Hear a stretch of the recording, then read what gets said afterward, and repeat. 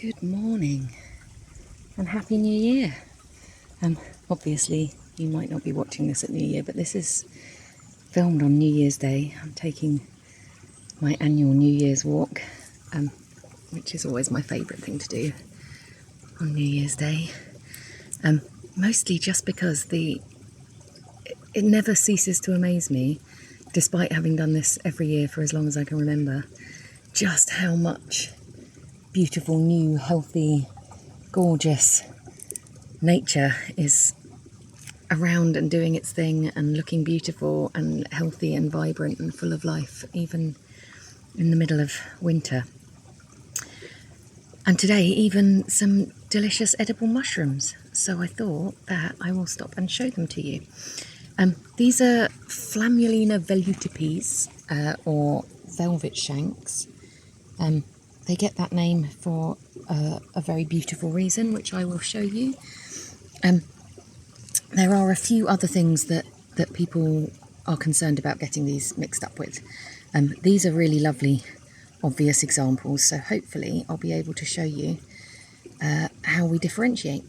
So you can see that these are quite orange. They're not always quite as orange as this. You can see these ones are a bit paler, but they are always quite orange looking.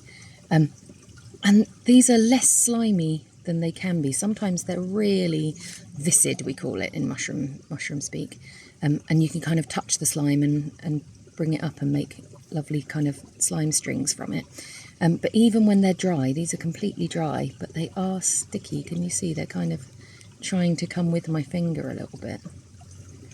And you can see that shine on them even when they're dry. And that's a really nice identification feature. The things that people are concerned about mixing these up with are things that I've already done videos on. I mean, mixing them up with Quernomyces. I can never say that one when I'm under pressure. Sheathed wood tuft is not a big problem if you mix those two up, because they're both edible, but you want to be able to make sure that you're properly identifying things. The other thing that people are concerned about is Velutipees marginata, which we have covered, and you can look through my videos to find a video on that after you've watched this, just to make sure that you're really familiar with those two species and what the differences are. But I can show you the features on these today, and they are gorgeous and really being quite obvious today, so that's nice. These are called velvet shanks because, I'm not sure if you can quite catch it, up near the cap is most obvious, but they have this amazing kind of, velvety, kind of fuzzy velvety covering on the stipe. This is a really typical colour for the stipe to be when they are mature like this. When they're young, I think we've got a nice example of young colour down here as well, which is nice. They're often paler. Can you see that? Sometimes even paler than this, and that can sometimes confuse people, but they still have that same fuzzy covering. This really doesn't want to focus. Same fuzzy covering on the stipe. It's always kind of more yellowish and paler towards the top. In the case of the mature one, you can see right near the cap it goes much paler. In the younger ones, it's often more of a kind of graduation. Not doing very well today. From darker at the bottom to lighter at the top of the stipe. These are also white spored. So if you were concerned, I mean, in my opinion, there is far and away enough to differentiate them without worrying about the spore colour. But if you were not sure, you can use the spore colour to differentiate. So you can use a swab in the field, or you can do a spore print when you get home. These have, like I said, this lovely velvety covering, also no hint of a ring or ring zone, which if we're looking at things like Velutipees, you would expect to see, even if you didn't see a proper ring, a zone where the ring had been. They also have a kind of, almost kind of fibrillosy white covering that runs up and down and often ends up being more like kind of zigzaggy patterns on the stipe, whereas this really is just a fuzzy felt, velvety, lovely covering all over. You'll see that if you handle the stipes a lot, Let's see if I can give you an example that covering becomes less obvious.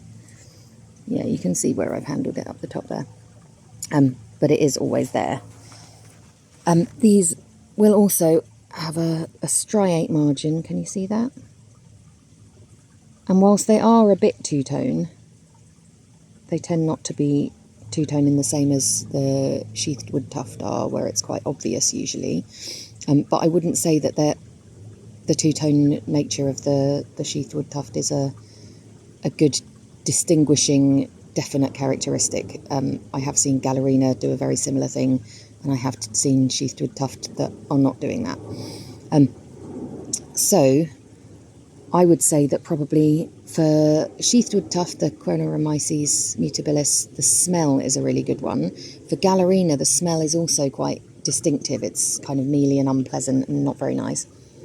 On these, there really isn't very much of a smell at all. Not one that's worth mentioning. I'm going to sniff the big... Yeah, almost nothing. Which in itself distinguishes it from the other two. And they tend to grow, like these are, quite clustered together, which is also true of the Chronoromyces. If anything, they might be more clustered than this, but is not usually so true of the funeral bells, the Gallerina marginata. They tend to be, whilst they can grow in a couple together or in a little cluster, as a group, they tend to be more scattered and spread around. I think probably that is enough to help you to identify these. They tend to like elm, they tend to like willow, but I don't think they're that rules out other hosts. But yeah, their growing season is very late. So whilst I have seen sheathed wood tuft at this time of year, in fact I picked some last week, I have never seen Gallerina marginata in midwinter. That's not to say it's impossible. Mushrooms do not read the books, and they can be almost, it seems, deliberately obtuse when it comes to following rules about their seasons and things like that. But yeah, if you're finding things in the midwinter, it's much more likely to be these edible ones.